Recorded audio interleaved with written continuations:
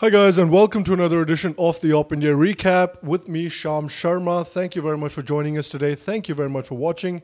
We appreciate you. Okay, so there's been some very interesting and very explosive news, but not very surprising news at the end of the day. So what has happened is a letter that has been unearthed by the Pune Police has revealed that there was a plot that was being discussed by certain people to assassinate the Prime Minister of the country, Narendra Modi, in a Rajiv Gandhi style incident where they were looking to target his roadshows. So the police arrested Delhi-based activist Rona Wilson, advocate Surendra Gadling, Shoma Sen, Mahesh Raut from Nagpur and Mumbai's Sudhir Dhavle in connection with the Elgar Parishad held in Pune in December and the subsequent Bhima Koregaon riots that took place after the event as well. So the letters were allegedly discovered by the Pune police when they were searching the houses of these people, and one of these explosive letters was found in Rona Wilson's house. So the Joint Commissioner of Pune City Police, Ravindra Kadam, he said, not all the 250 odd organizations that participated in the Elgar Parishad were related to the Maoists, but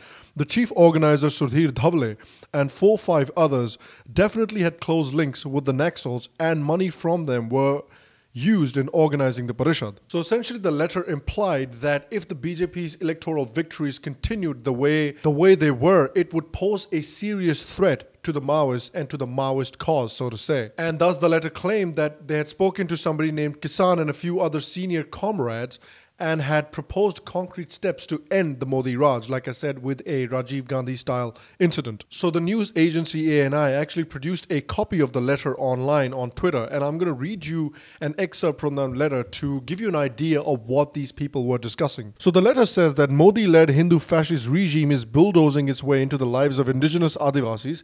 In spite of big defeats like Bihar and West Bengal, Modi has successfully established BJP government in more than 15 states.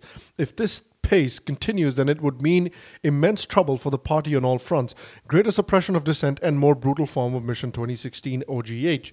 Comrade Kisan and a few other senior comrades have proposed concrete steps to end Modi Raj. We are thinking along the lines of another Rajiv Gandhi style incident. It sounds suicidal and there's a good chance that we might fail, but we feel that the party PBCC must deliberate over our proposal. Targeting his road shows could be an effective strategy. We collectively believe that survival of the party is supreme to all sacrifices. Rest in the next letter. So again, you can see that they're not joking around about this idea. They're fairly serious about this idea, and they're giving it a lot of consideration as well. So it is not beyond the realms of possibility that an attack like this might materialize in the future, or might have materialized in the future. So there were more letters allegedly that were obtained by the Pune Police, and one of the letters were addressed to Rona from a Comrade M, which is suspected to be wanted Maoist Milind Teltumbade. This letter states that the Bhima Koregaon agitation has been very effective. The unfortunate death of a youth must be exploited to prepare future agitations and propaganda material. It also goes on to say that senior comrades from the CPIM urban leadership have had prior talks with our friends in the Congress who suggested to continue the Dalit mobilization more aggressively. Whatever legal or financial aid is required, they're ready to provide. So one of the letters that has been obtained by the Pune Police also alleges that there are links between the CPIM and Congress in creating these Dalit unrests as well. Again, this is a big revelation, but at the end of the day, it's not very surprising, because parties like the Congress Party and parties like the CPIM,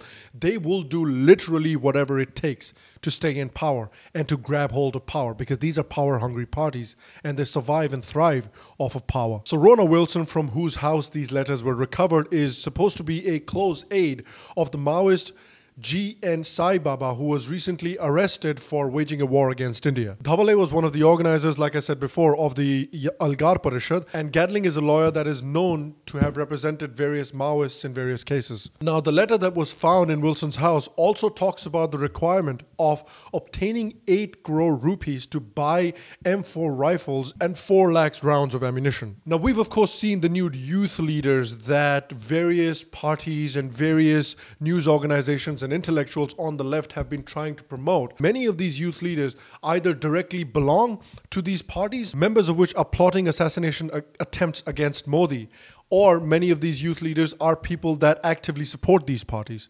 So these, remember, are the new youth leaders. If you were brainwashed before about the claim that these people actually care about the emancipation and about the betterment of the lives of the downtrodden, then I hope this letter and these series of revelations has removed at least part of your misconceptions about these people. At the end of the day, these people do not believe in democracy. They don't believe in democratic principles. They believe in power. And what is also funny is a lot of these left-leaning intellectuals and people within the Congress party, people within the left parties, and a lot of these organizations, every time a Hindu writes something nasty on social media towards somebody, they come out with the allegations of Hindu terror and how Hindu terror is the biggest existential threat facing the society. Now, I'm not saying that those nasty things that people write on the internet about other people is right. These same people who call some people posting these bad memes about other people as this existential threat, they're surprisingly quiet when it comes to this actual threat and these actual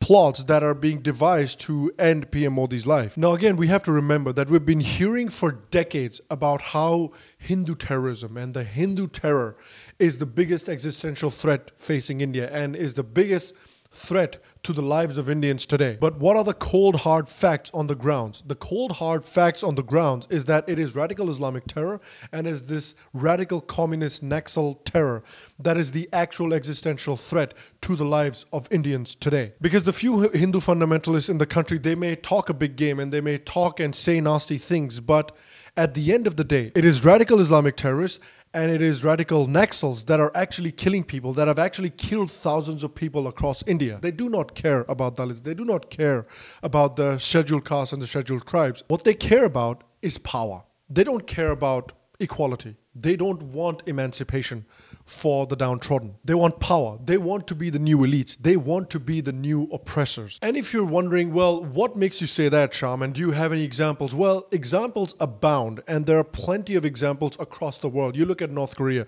you look at China, you look at the USSR, you look at Venezuela today. I remember when I was in college, people used to love, and still today, people love wearing those shirts with Che Guevara's face on them, and they love to celebrate Che Guevara as like this cool person and this great revolutionary and things like that.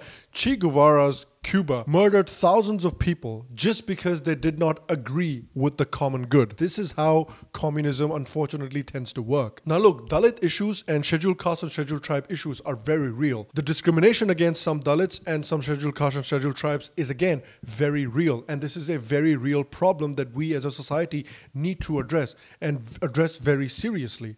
And I do believe that some progress has been made towards that end, and we need to work together as a society to solve those problems and to reach out across the aisle and help solve those problems. But then again, treating these people and treating these communists and these Maoists as the leaders of the scheduled caste and scheduled tribe movement, that is a huge mistake, because like I said, and clear from their track record, they want the Dalits' lives to be just as bad as they are right now. They don't want them to improve, because if they keep their lives just as bad as they are right now, then what they're going to do is they're going to create scapegoats. They're going to say, well, the reason your lives are bad today is because of those evil Hindu Brahmins. And the reason I say they do not believe in dissent, because there have been numerous examples of where if there are some Dalits and if there are some lower castes that do not want to associate with the Maoist movement and that support the government, you will see often that these Maoists will kill those Dalits.